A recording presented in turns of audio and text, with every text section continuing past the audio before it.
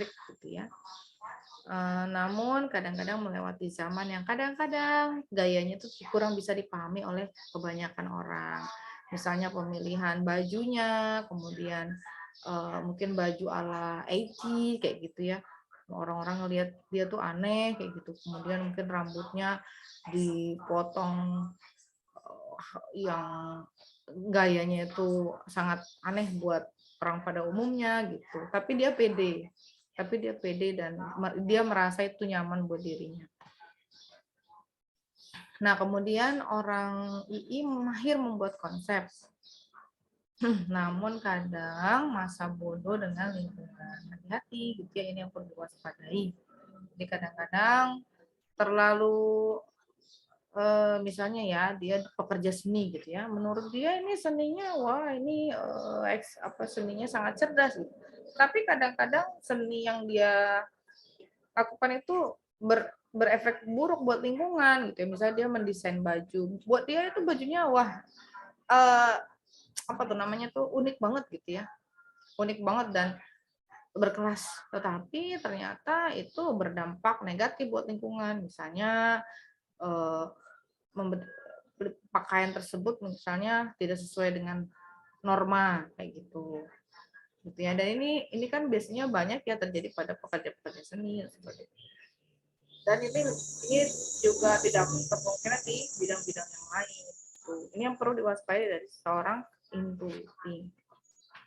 Jadi dia harus open dengan lingkungan, dan apalagi ketika intuitifnya ini ya benar-benar orang yang tidak dekat dengan agama. Lagi-lagi ya, agama itu bisa mengarahkan apapun mesin kecerdasan menjadi mesin kecerdasan yang bermanfaat untuk umat, menjadikan bukan cuma bermanfaat di dunia saja tapi juga bisa menjadi jembatan buat akhirat.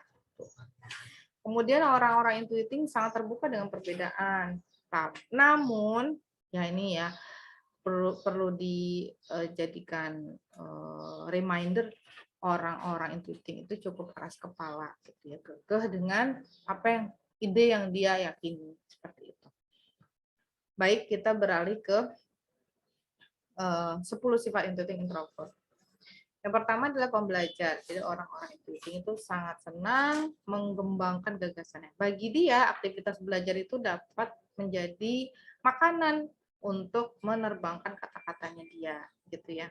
Kemudian asertif, ya asertif. Asertif ini kaitan dengan, ya asertif itu artinya berani menyampaikan segala sesuatu yang berbeda dari lingkungan. Dia berani. Kemudian optimis karena dia melihat jauh ke depan. Dia melihat, mungkin orang lain melihat ini adalah sebuah hambatan, bagi dia ini adalah kesempatan. Kemudian yang keempat adalah perfeksionis. Karena dia orangnya berkelas, dia tidak ingin commonly, dia tidak mau seperti kebanyakan orang pada umumnya, dan sehingga dia orangnya itu perfeksionis. Perfeksionis ini macam-macam ya. Bisa dalam bentuk misalnya pekerjaan, sampai saking perfeksionis itu nggak selesai-selesai. Kemudian perfeksionis misalnya dalam memilih, mohon maaf, jodoh, sampai bagi orang kamu tuh harusnya sudah menikah, tapi karena menurut dia harus menikah dengan orang yang membuat dia nyaman, dia nggak mau sembarangan memilih gitu. Itu positif juga sih ya. Kemudian orang II itu sangat mementingkan kualitas ya, jadi dia tidak terlalu mikirkan kuantitas tapi kualitas. Nggak apa-apa penjualan cuma satu, tetapi nggak apa-apa closing cuma satu orang, tapi yang di closing ini misalnya orang penting kayak gitu. Kemudian lebih ke dalam gitu ya, lebih ke dalam kaitan dengan gagasan-gagasan gitu ya, kaitan sama dengan perfeksionis, kaitan dengan apa kualitas. Kemudian pembelajar.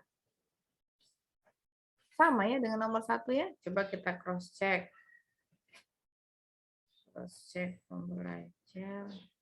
Oh iya, ini learners. Ini sebenarnya ini saya menerjemahkan ya. Kalau yang nomor 1 namanya learner, yang ketujuh namanya scholar. Nanti coba saya cross check lagi ya. Scholar itu maksudnya apa? Saya cek si pembelajar, tapi coba saya cek ya. Kemudian yang ke-8 tuh bersikeras. Ya, ini kaitannya sama asertif ya, kaitannya sama gagasan. Jadi dia kalau sudah punya gagasan, dia agak keras kepala. Dia menerima perbedaan, ya silakan Anda berbeda, tapi saya juga boleh berbeda dong, seperti itu. Kemudian sulit disenangkan. Nah, ini kaitannya juga dengan misalnya ya hubungan antar pasangan suami istri ya, misalnya dalam hal komunikasi, kemudian dalam hal pertemanan juga, dalam hal hubungan organisasi juga. Jadi intinya sih kalau kita memiliki pimpinan orang intuiting introvert, kita harus tahu banget nih seleranya dia seperti apa, karena dia orangnya berkelas. Dia orangnya perfeksionis sehingga sulit disenangkan. Begitu juga ketika memiliki pasangan hidup II ya. Nah, kita harus tahu betul nih seleranya kayak gimana gitu supaya bisa menyenangkan dia. Nah, ini bisa menjadi refleksi ya buat orang II gitu ya. Orang II yang cerdas, orang II yang bijaksana gitu ya. Janganlah terlalu sulit untuk disenangkan gitu. Kemudian yang 10 kemampuan dia di pandai menjual. Tuh, menjual dalam hal ini maksudnya menjual ide ya, bukan menjual barang, menjual ide dengan gagasannya. Jadi kalau misalnya dia di marketing gitu ya, dia di marketingnya bukan di sellingnya gitu. Maksudnya di strategi marketingnya. Dia mendesain sistem marketing, nanti yang eksekusi itu adalah si orang sensing gitu. Jadi kalau orang sensing tuh bingung, apalagi nih ya yang mau kita jual gitu ya. Orang intuiting akan turun tangan. Oke, kita lanjut ke siklus hubungan. Sekarang kita akan menyoroti di intuiting. Ada mendukung dan ada menaklukkan ya.